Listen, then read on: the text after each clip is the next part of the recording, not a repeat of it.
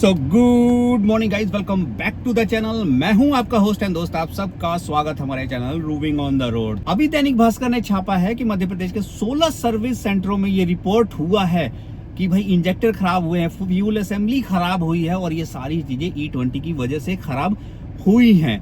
अच्छा, 16 में से सिर्फ 3 सर्विस सेंटर ऐसे हैं जिन्होंने उसको वारंटी में क्लेम करके वो चीजें चेंज करके दी है, बाकियों ने नहीं दी है। अब यार बाकियों ने क्यों नहीं दिया? अगर गाड़ी वारंटी के अंदर है, कुछ भी हो, आप यानी कि E20 को बाहर कर रहे हो ना कि भाई E20 की वजह से नहीं हुई है, आपने कुछ इसमें ऑल्टरेशन की है, इसकी वजह से हुई है, तभी आप नहीं दे रहे हो ना वारंटी। लेकिन केसेस तो अब बढ़ रहे हैं। एक और खास बात पता क्या है कि अपने इंडिया में इस चीज को क्लेरिफाई करने के लिए या कोई टेस्टिंग टूल है ही नहीं जो बता पाए कि भाई ये आपकी जो फ्यूल असेंबली है या इंजेक्टर है E20 की वजह से खराब हुई है या नहीं हुई है।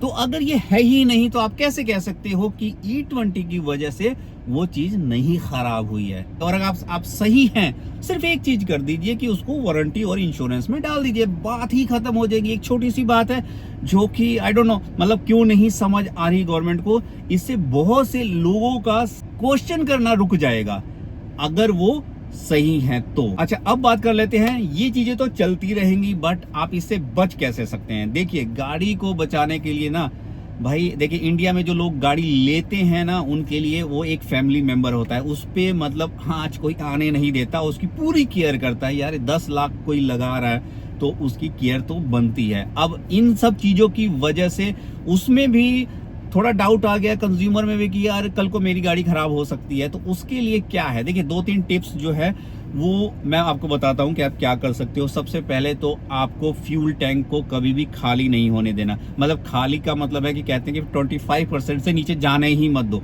मैं कह रहा हूं कि आप 50% से नीचे मत जाने दो किसी भी केस में। तो जैसे ही आपका फ्यूल टैंक 50% आए, आप टॉपअप करा लो। एक तो ये बनता है जिसकी वजह से मैं ये नहीं कह रहा हूं कि बिल्कुल ही हम सेफ हो जाएंगे, बट कुछ हद तक आई थिंक जो टेक्निकली है, क्योंकि वो मॉइस्चर ले लेता है, इथेनॉल नीचे बैठ जाता है, उन चीजों से आप बच पाओगे और थोड़ा बहुत सेफर साइड रहोगे।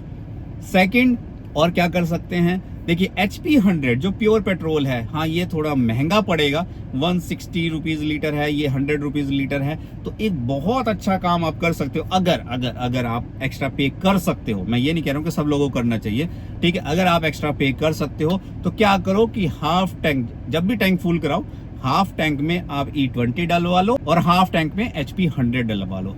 ये ऑटोमेटिकली आपका E10 पे आ जाएगा, समझ रहे हो? यानी कि इथेनॉल की जो मिक्सिंग E10 पहले हो रही थी उसके इक्वल आ जाएगा। तो ये एक सेफर साइड होगा, बट स्टिल इसके लिए आपको कॉस्ट पे करनी पड़ेगी, एक्स्ट्रा कॉस्ट पे हो जाएगी।